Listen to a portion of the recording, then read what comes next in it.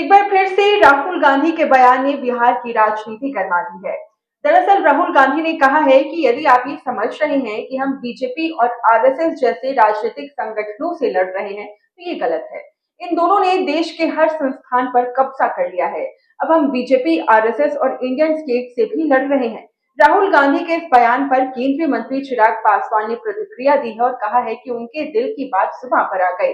Indian state से लड़ाई का मतलब क्या है?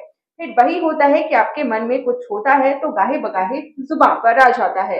आप लड़िए, बीजेपी से कोई ऐतराज नहीं, आप लड़िए आरएसएस से, कोई ऐतराज नहीं। वही आपकी सोच, आपके विचार, आपके सिद्धांतों का ये परिचय है। लेकिन जब आप बोलते हैं इंडियन स्टेट से भी हमारी लड़ाई है, इसको कैसे आप जस्टिफाई करेंगे? लास्ट में कांग्रेस के नेता इसको कवर अप करने की कोशिश करेंगे, लेकिन हकीकत है when you talk about Indian state, जब आप बोलते हैं कि आपकी लड़ाई इंडियन स्टेट से है, तब आपकी सोच भारत से लड़ने की आ जाती है। नेता प्रतिपक्ष होने के बाद आपकी अगर ऐसी भावनाएं हैं तो देश की जनता भी आपकी बातों को सुन रही है।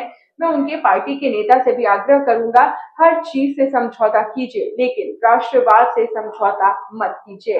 वहीं पशुपति पारस और लालू के नजदीकियों पर भी चिराग पासवान ने अपनी प्रतिक्रिया देते हुए कहा है कि हर किसी को स्वतंत्रता है कि वो जहां भी मन करे वहां पर जा सकते हैं।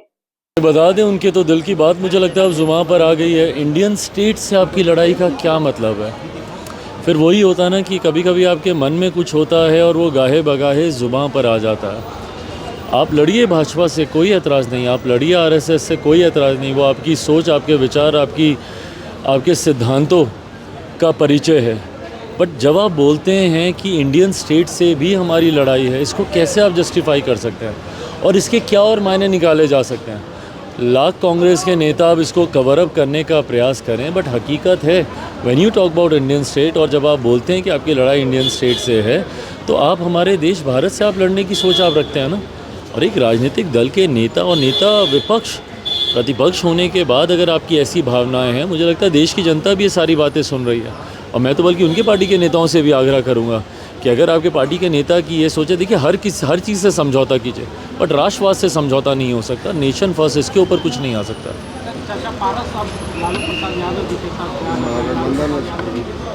हर किसी को ये स्वतंत्रता है जो जहाँ जाना चाहे।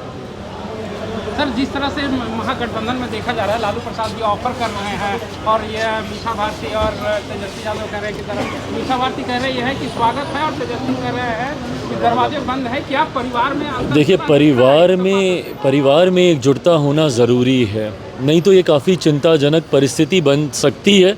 ये मैं अपने अनुभव से ही बोल रहा हूँ, क्योंकि मैं गुजरा हूँ। जब परिवार में विरोधाभास उत्पन्न हो जाता है तो परिवार की स्थिति क्या हो जाती है, मैं अपने अनुभव से मैं कह रहा हूँ कि ज़रूरी है परिवार में एकजुटता। ऐसे में जब मेरी बहनें कुछ और कहती हैं, वो स्वागत करती हैं, और मेरे भाई साहब बोलते हैं कि नहीं, जहाँ तेजस्वी जी एकदम मना करते हैं कि भाई नहीं संभव है, तो वहीं मेरी बहन बोलती हैं कि नहीं, उनके लिए दरवाजे खिड़की खुलें। ज़रूरी है एक विषय पर कम से कम परिवार में एकता बनी रहे। राजनीतिक लड़ाई तो बाद में लड़ी जाएगी, पर अगर राजनीतिक विषयों को लेकर परिवार में किसी तरीके के मतभेद उत्पन्न हो जाए, ये कतई उचित नहीं है। तो पहले परिवार में हर विषय को लेकर एक सामंजस्य बनाया जा सके, मैं यही चाहूँगा।